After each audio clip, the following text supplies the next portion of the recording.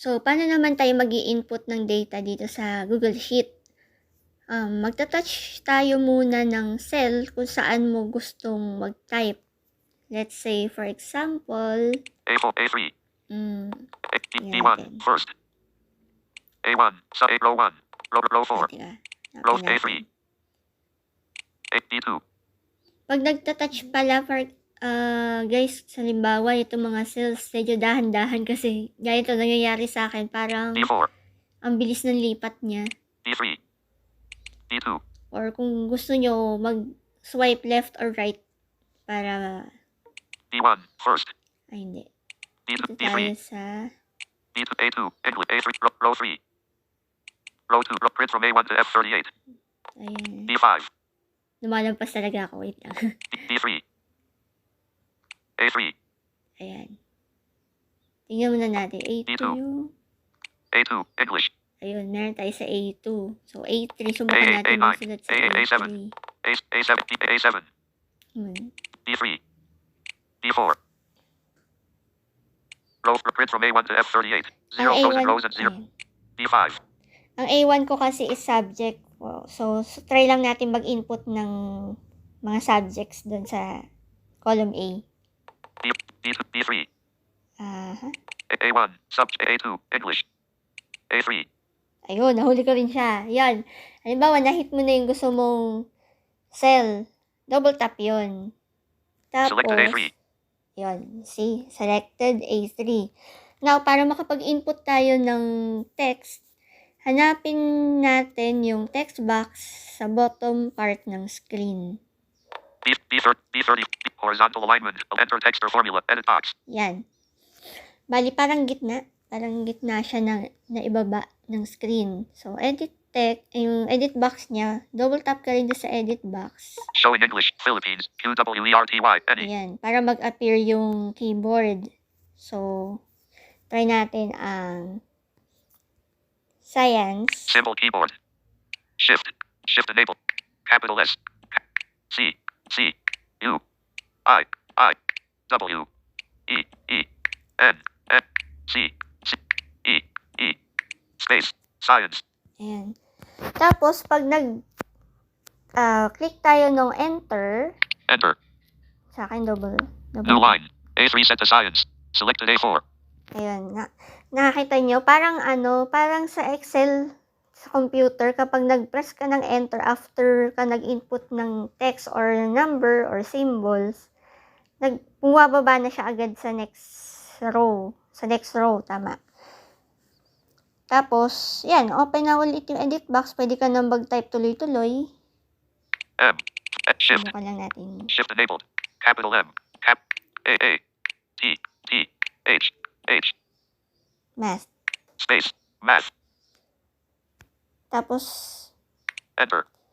Hindi ko muna double tap sa enter. Pag gusto mo lang na hindi ka agad bababa sa next row, pero gusto mo mag-exit na doon sa edit box, try mo lang mag-explore by touch para Dash, makita button. ang... Edit B22. Editing. Math. Edit box. Diba Enter yan? text or Yan, formula. yung edit box. So, medyo nasa gitna siya.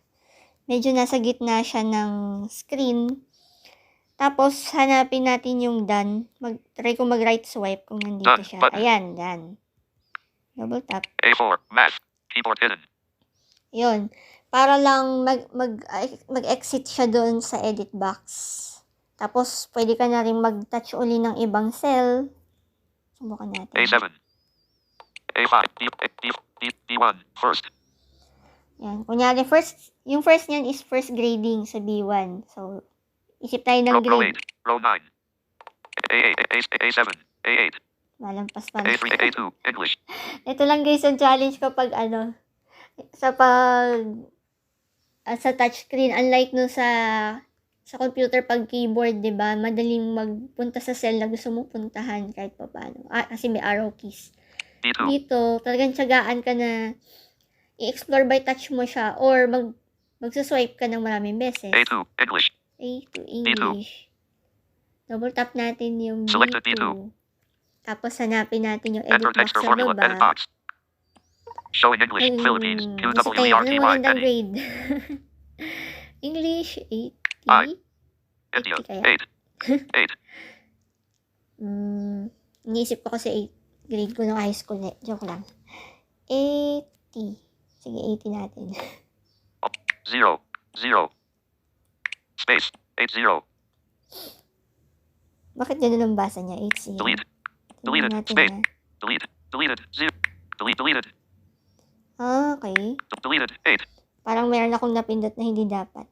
7. Try natin. 80 ulit. 8. 0. 0. Space. 80. Ayun. Okay na. So, try natin mag-enter. Enter. New line. D2 set to 80. Selected D3. Tapos, kung natatandaan nyo, yung nasa column A natin is science. So, kunyari, 7.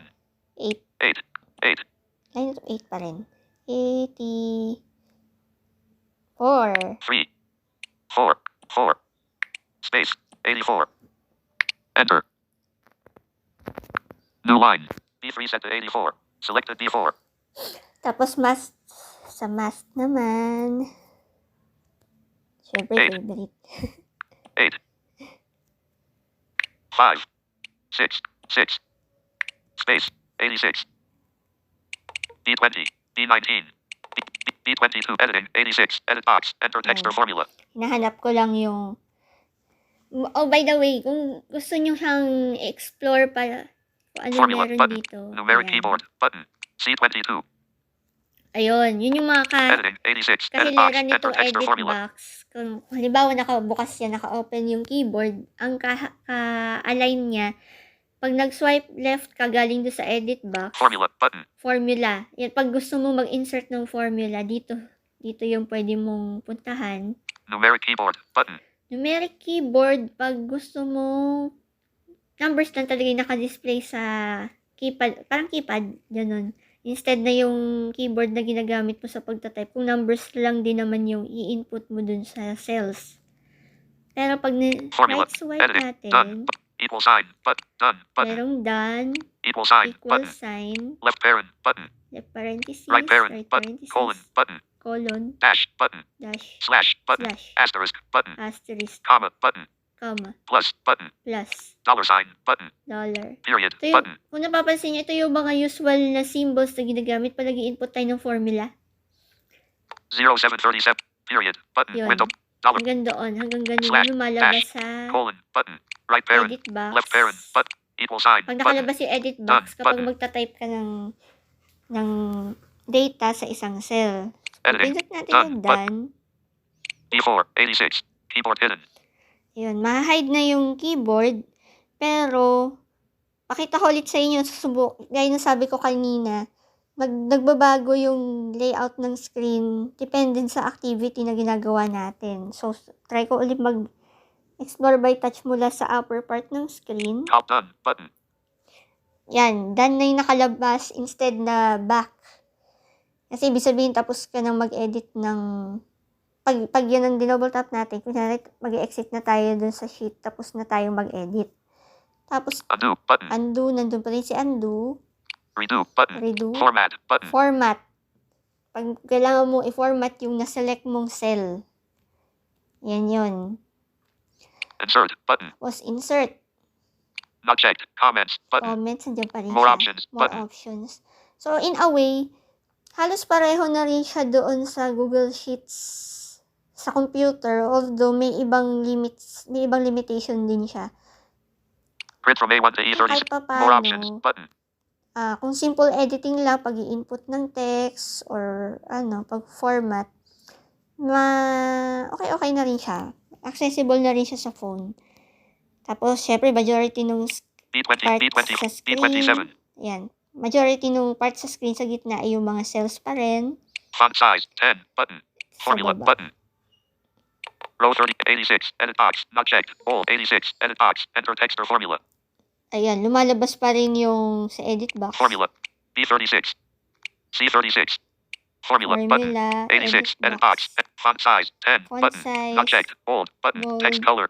Horizontal alignment. Align right. Button. Ayan, pwede nyo Fill color. magamit ito Current sa insert row below. formatting na Button. basic. Insert column right. Button. 0949. Insert column right. Button. Window So, sample. ganyan po yung nagiging layout ng screen natin kapag may sinelect tayo na cell para kung meron tayong i-input. So, pag dinouble tap natin yung done, Column A. Done. Button. sa Window upper sample. left, Back. B4. 86. balik na siya dun sa original niyang layout mong wala pa tayo sineselect na All cell. sheets menu. Button. Yan o, nandito sa baba. So, ganun lang po ka-simple. Medyo matagal lang kapag hindi mo pa kabisado. Gaya ko. Pero ano yan eh. Masasabi kong accessible na siya in a way. Kahit pa paano.